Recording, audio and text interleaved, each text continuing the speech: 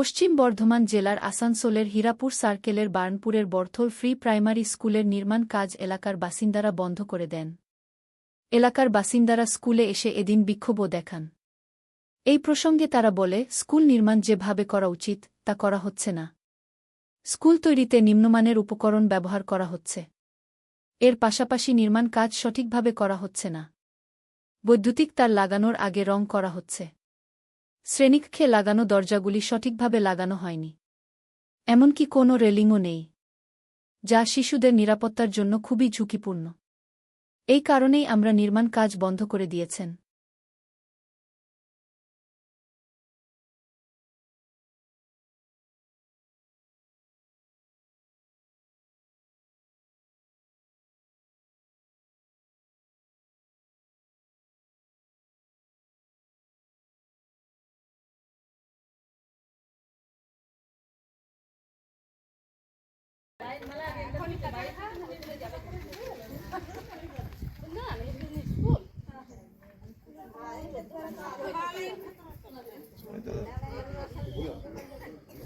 একটা জিনিস মিস করেছো, সবই যদি আমি বলবো একটা জিনিস তো এটাই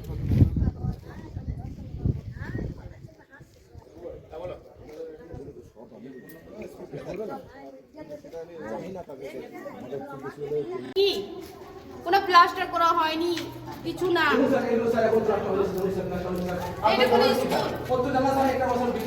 এটাই বলতে এলে আমরা বাধা করছি যে স্কুল কমপ্লিট করতে দিচ্ছ না তোমরা।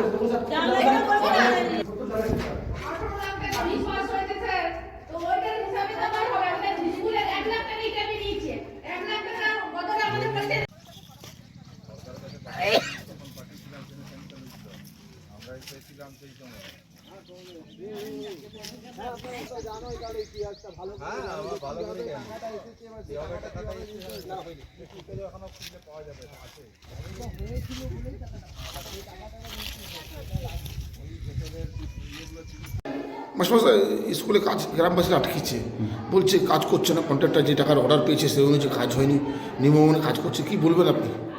দেখুন, কাজটা নিম্নমানের কি মানের সেটা আমি বলতে পারবো না। সেটা একমাত্র বলতে পারবেন এফজেই, ফিল্ড জুনিয়র ইঞ্জিনিয়ার, যিনি একদিনও কাজে আসেন দেখেননি।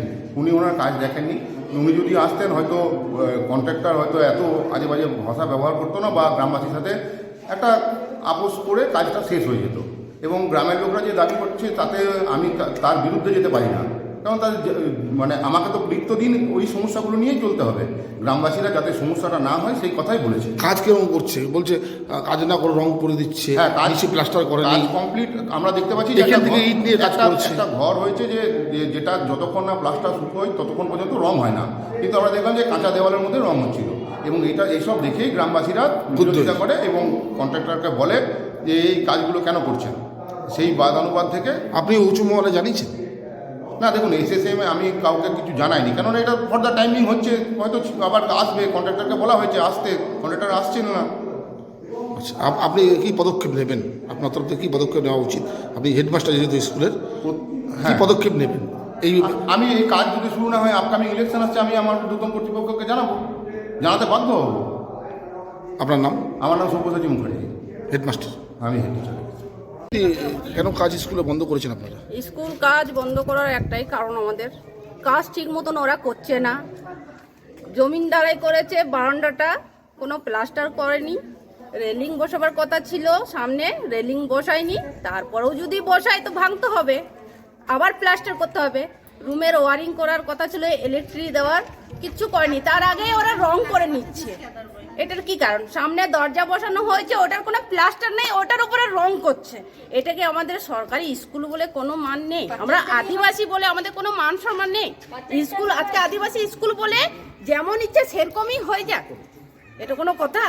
সরকারের তরফ থেকে যাটুকু আমাদের এসছে, স্কুল ভালোভাবে স্কুলের মতন যদি স্কুল তৈরি হোক, আমরা এটাই তো চাইছি। তা আধা বুঝকা কাজ করে ওরা ছেড়ে পালাচ্ছে, এটা কেন করবে? এটা তাহলে স্কুল নয়, এটা আমাদের কোনো মাঠ ঘাট।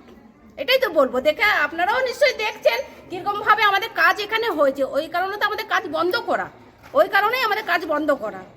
হ্যাঁ, আমার এটাই বলার অনুরোধ যে এটা স্কুল যখন হয়েছে খুব ভালোভাবে যদি স্কুলটা হয়, সরকারের কাছে আমাদের একটাই অনুরোধ, স্কুল যখন হয়েছে স্কুলের মতন সুন্দরভাবে হোক, পরিবেশটা যেন ভালো হোক। কেন ছোট বাচ্চার স্কুল, এটা কোনো রেলিং বসানোর নেই, বাচ্চা জাম্পিং করলে নিচে পড়ে যাবে, মাঠের কোনো ইটার ভর্তি মাঠ একবারই মানে জঘন্য, দেখলে আপনারা তো নিশ্চয়ই বলবেন যে এটা স্কুল নয়, এটা কোনো ঘরের মানে দেওয়াল, ঘরের জমিনও যদি থাকে তাহলে ঘরের জমিনটা আমরা প্লাস্টার করে রাখি, এটা এটা স্কুল সরকারি, কেন প্লাস্টার হয়ে থাকবে না, কেন ঢালাই থাকবে না? নাম বল। অনিতা ওরাং।